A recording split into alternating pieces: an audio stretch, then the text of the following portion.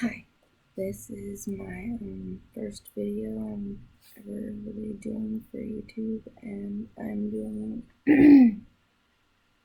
The Power of Now by Eckhart Tolle, A Guide to Spiritual Enlightenment. And I get it. I really, really get it. This book. Okay, sorry, I'm kind of nervous right now. This book, what it did for me was, well, now I know that it is called Kundalini Awakening. I believe that's what it did for me. I felt tingling in my crown chakra.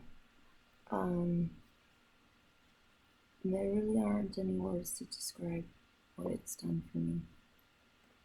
And for some reason, I get it. I understand it more so, I think, than most. And I'm not quite sure why that is. Maybe because I'm an empath. Maybe because I'm one of those light star worker being persons. I don't know. But, oh, great. No, wait. It's not light. I'm recording right now, so. What? Lighter?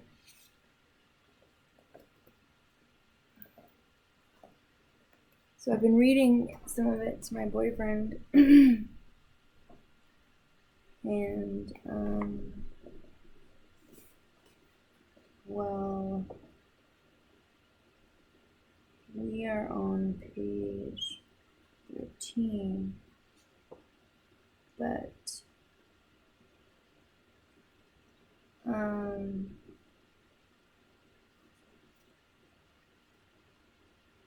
I will start with, you are not your mind.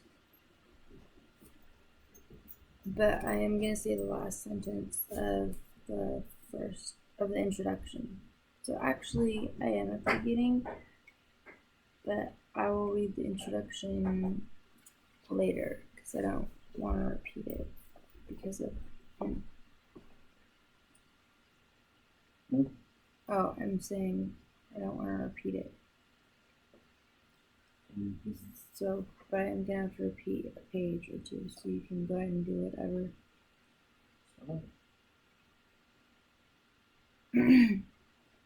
Okay.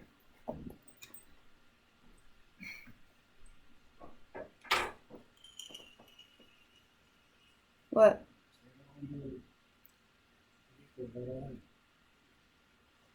Okay, Cherokee.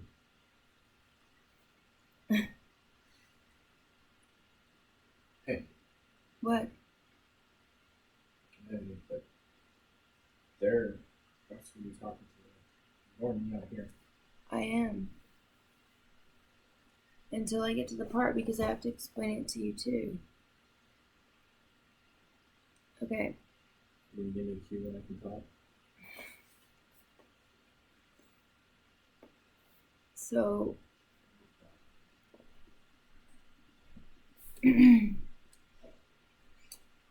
shall I? Yes, I think I will start with the introduction. The origin of this book. I have little use for the past and rarely think about it. However, I would briefly like to tell you how I came to be a spiritual teacher and how this book came into existence. Until my 30th year, I lived in a state of almost continuous anxiety interspersed with periods of suicidal depression, which I don't know about you, but I go through. It feels now as if I am talking about some past lifetime or somebody else's life. One night, not long after my 29th birthday, I woke up in the early hours with a feeling of absolute dread. I had woken up with such a feeling many times before, but this time it was more intense than it had ever been. The silence of the night, the vague outlines of the furniture in the dark room, the distant noise of a passing train, everything felt so alien, so hostile, and so utterly meaningless that it created in me a deep loathing of the world. The most loathsome thing of all, however, was my own existence.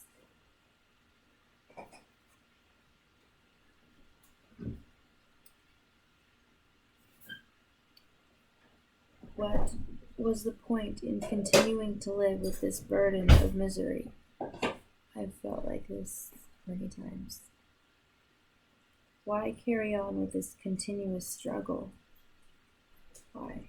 What's the point? I could feel that a deep longing for annihilation.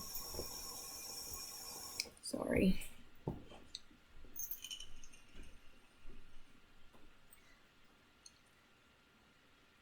For non-existence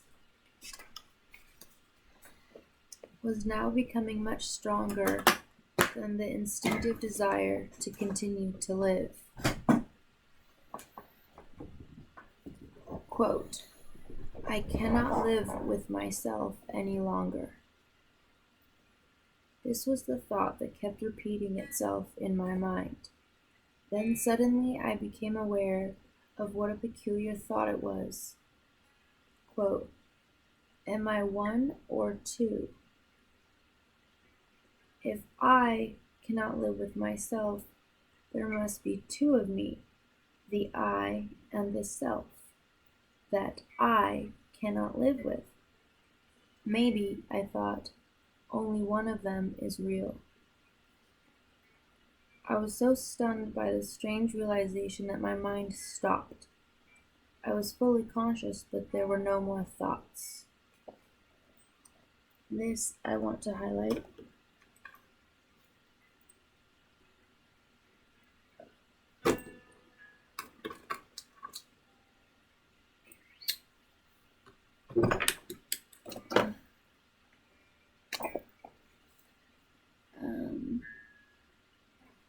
This part's very important.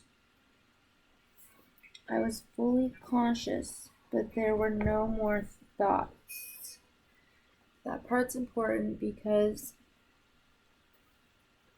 it's all about not having any thoughts inside of your head. Believe it or not, you don't need to think. You just need to be. That's all. Everything else flows naturally. And most of the thoughts, 99% of the thoughts you have, aren't even original. They are repetitive thoughts. They're thoughts about your past. They're thoughts about your future. They're worrying. They're words or sentences that have been repeated in your head that you've heard from somewhere else, from an advertisement, or from something a friend said, or your mom said, or whatever. It's not original thinking. It's just bullshit going on inside your head. It's called the ego, and it stops source energy from coming and flowing through you. It literally blocks it. So when he says, I was fully conscious, but there were no more thoughts, that's very important. Then I felt drawn into what seemed like a vortex of energy. Okay, being drawn into a vortex of energy, it's like going into a portal. It was a slow movement at first and then accelerated. I was gripped by an intense fear and my body started to shake. I heard the words, resist nothing. So what's happening here is he's having an out-of-body experience, fully conscious. I heard the words resist nothing as if spoken inside my chest. I could feel myself being sucked into a void. It felt as if the void was inside myself rather than outside. That's key. Suddenly, there was no more fear, and I let myself fall into that void. I have no recollection of what happened after that. And I can also kind of explain a bit of that because when you teleport, for example, um, your first time teleporting, you won't remember it because your brain cannot literally understand the concept. You will remember sometime later afterward what happened when you teleported, but the first few times you generally don't remember. And I can get into that later. But so I believe that's why he doesn't remember his first out of body experience. But then he does. I was awakened by the chirping of a bird outside the window. I had never heard such a sound before.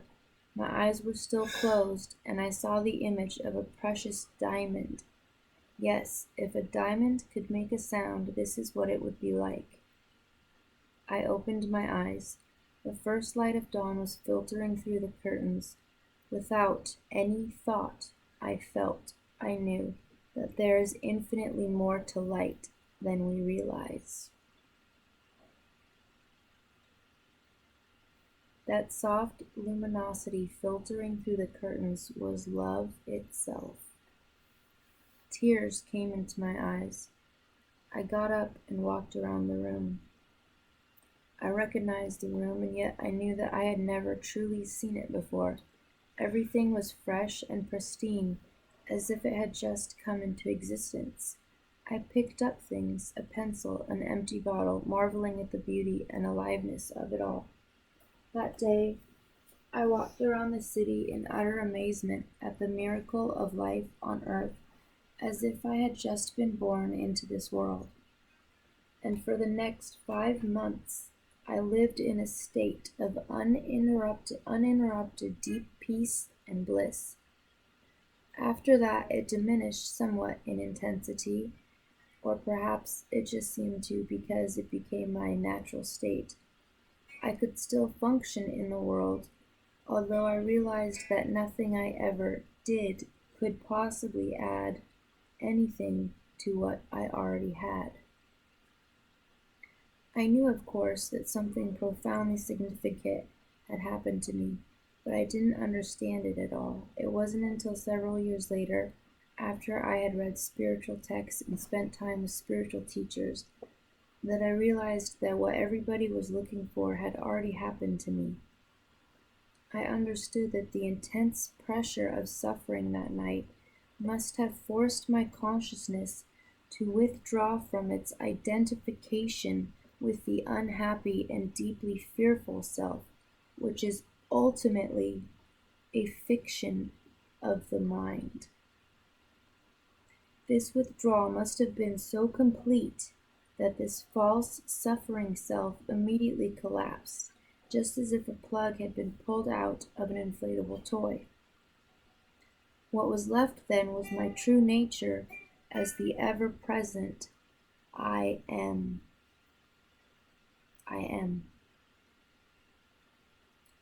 Consciousness in its pure state prior to identification with form.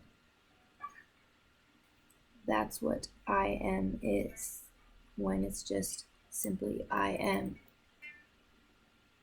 It's consciousness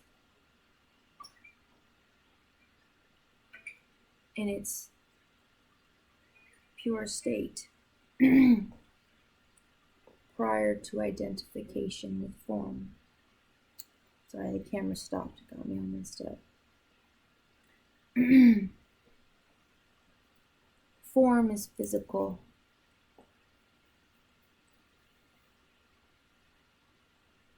Yeah, it is. Later, I also learned to go into. Okay, here, this is very important. Later, I also learned to go into that inner, timeless, and deathless realm that I had originally perceived as a void and remain fully conscious. Okay, let's talk about that. He learned how to go into the inner timeless and deathless realm that he had originally perceived as a void and remained fully conscious. So, this is why Eckhart Tolle is so amazing, because he is the ultimate master. Okay, he can go out of body, fully conscious. Okay, not in a meditative state, not while sleeping, not while dreaming, while fully conscious. He can go out of body, which means he could be talking to you.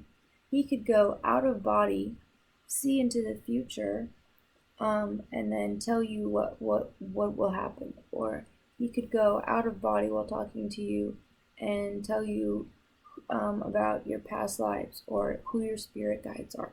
Anything's possible. The limit. There's no limits. There's no limits.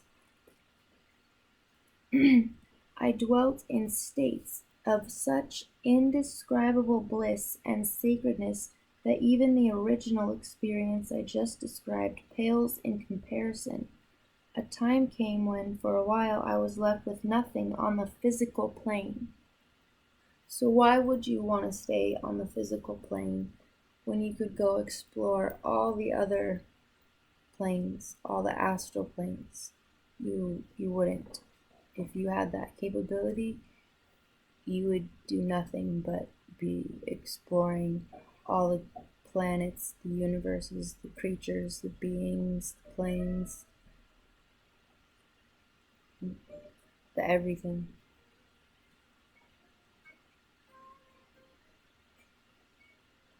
I had no relationships, no job, no home, no socially defined identity. I spent almost 2 years sitting on park benches in a state of the most intense joy. Because he was simply sitting there, but he was out of body. But even the most beautiful experiences come and go. More fundamental, perhaps, than any experience is the undercurrent of peace that has never left me since then. Sometimes it is very strong, almost palpable, and others can feel it too. At other times it is somewhere in the background, like a distant melody. Later, people would occasionally come up to me and say, "I want what you have. Can you give it to me or show me how to get it?" And I would say, "You have it already. You just can't feel it because your mind is making too much noise." That answer later grew into the book that you are holding in your hands. Before I knew it, I had an external identity again. I had become a spiritual teacher.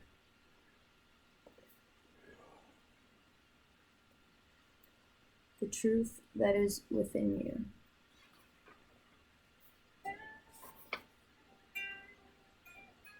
This book represents the essence of my work, as far as it can be conveyed in words.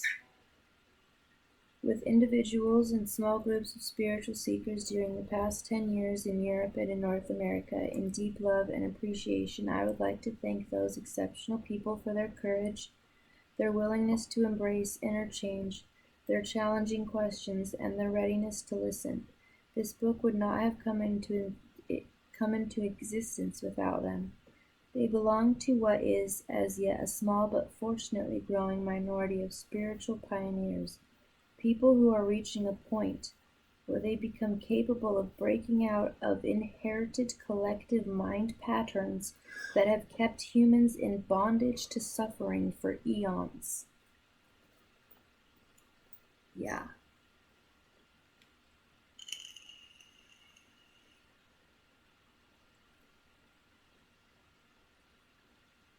I trust that this book will find its way to those who are ready for such radical inner transformation and so act as a catalyst for it.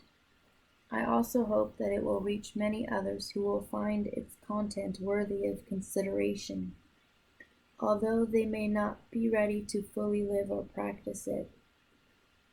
It is possible that at a later time the seed that was sown when reading this book will merge with the seed of enlightenment that each human being carries within, and suddenly that seed will sprout and come alive within them.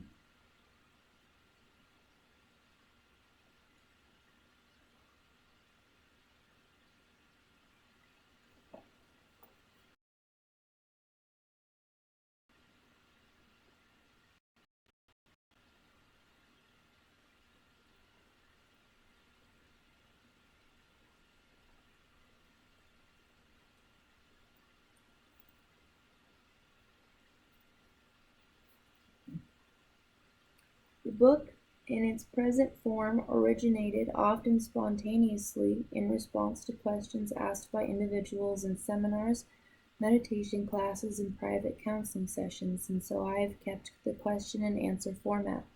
I learned and received as much in those classes and sessions as the questioners. Some of the questions and answers I wrote down almost verbatim, others are generic, which is to say I combined certain types of questions that were frequently asked into one and extracted the essence from different answers to form one generic answer. Sometimes, in the process of writing, an entirely new answer came that was more profound or insightful than anything I had ever uttered.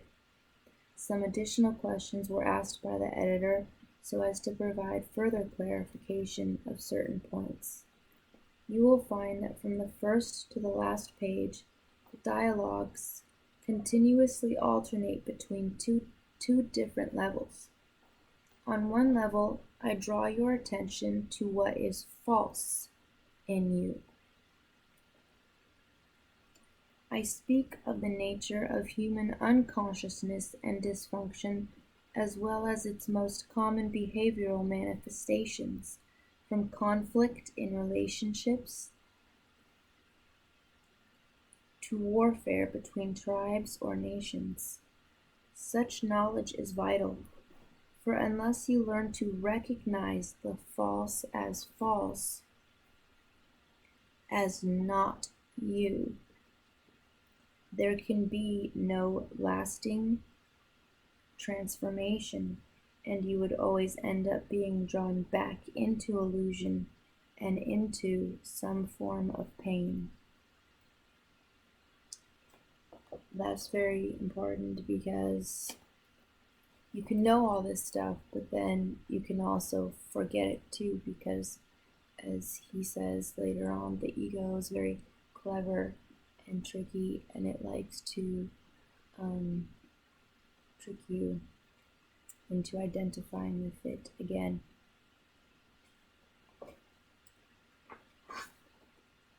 On this level, I also show you how not to make that which is false in you into a self and into a personal problem, for that is how the false perpetuates itself.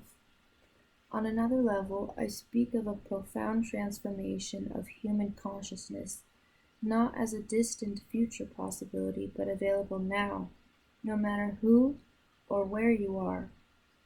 You are shown how to free yourself from enslavement to the mind. Enter into this enlightened state of consciousness and sustain it in everyday life. On this level of the book, the words are not always concerned with information, but often designed to draw you into this new consciousness as you read. Again and again I endeavor to take you with me into that timeless state of intense conscious presence in the now, capitalized now, so as to give you a taste of enlightenment. Until you are able to experience what I speak of, you may find those passages somewhat repetitive. As soon as you do, however, I believe you will realize that they contain a great deal of spiritual power, and they may become for you the most rewarding parts of the book. Moreover, since every person carries a seed of enlightenment within, I often address myself to the knower in you, who dwells behind the thinker, the deeper self that immediately recognizes spiritual truth, resonates with it, and gains strength from it.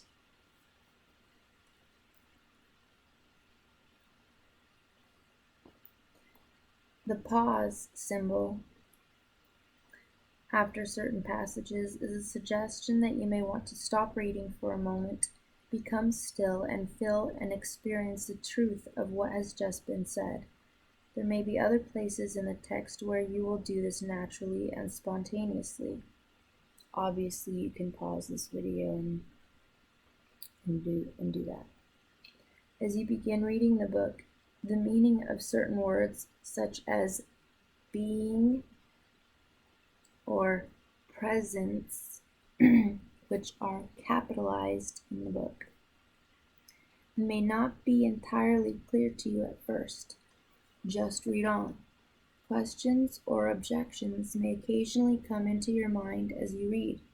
They will probably be answered later in the book, or they may turn out to be irrelevant as you go more deeply into the teaching and into yourself. Also, you can ask me questions or comments, obviously, and I will do my best to answer them.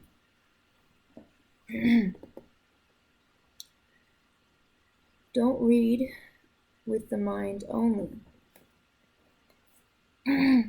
Hopefully, if you're listening to this, it's because you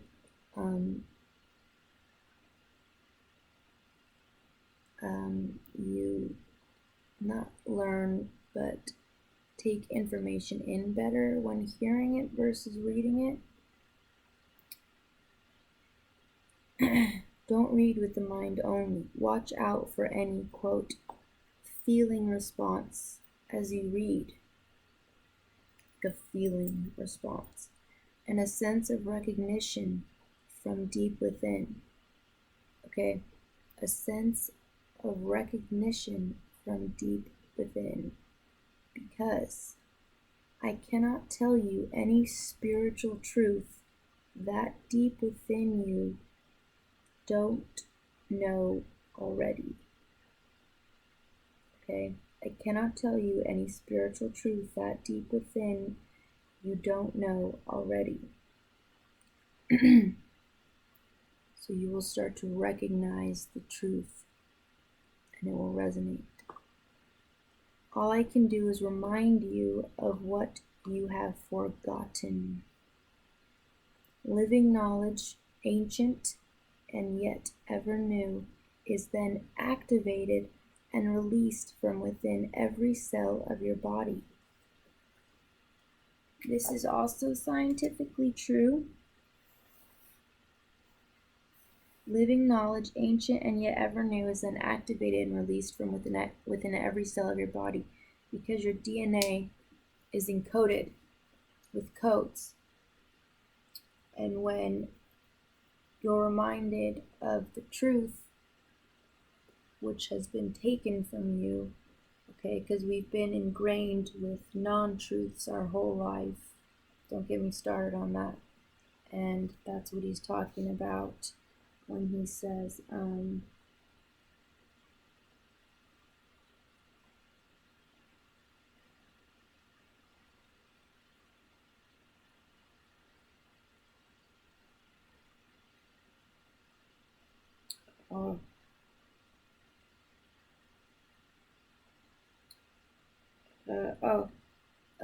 breaking out of inherited collective mind patterns that have kept humans in bondage to suffering for eons. Okay, and activated and released from within every cell of your body. So your DNA actually starts to change and evolve.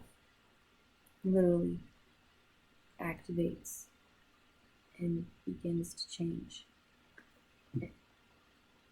The mind always wants to categorize and compare, but this book will work better for you if you do not attempt to compare its terminology with that of other teachings. Otherwise, you will probably become confused. confused. I use words such as mind, happiness, and consciousness in ways that do not necessarily correlate with other teachings. Don't get attached to any words. They are only stepping stones to be left behind as quickly as possible. When I occasionally quote the words of Jesus or the Buddha from A Course in Miracles or from other teachings, I wanted to do that, by the way. I wanted to do that Course in Miracles really bad. I do so not in order to compare, but to draw your attention to the fact that in essence there is and always has been only one spiritual teaching, although it comes in many forms. Some of these forms, such as the ancient religions, have become so overlaid with extraneous matter that their spiritual essence has become almost completely obscured by it. Right? To a large extent, therefore, their deeper meaning is no longer recognized and their transformative power lost. When I quote from the ancient religions or other teachings, it is to reveal their deeper meaning and thereby restore their transformative power, particularly for those readers who are followers of these religions or teachings. I say to them, there is no need to go elsewhere for the truth. Let me show you how to go more deeply into what you already have. Mostly, however, I have endeavored to use terminology that is as neutral as possible in order to reach a wide range of people. This book can be seen as a restatement for our time of that one timeless spiritual teaching, the essence of all religions. It is not derived from external sources, but from the one true source within. Source is capitalized. So it contains no theory or speculation. He is literally getting it from the one true source within because he's getting it straight from the source,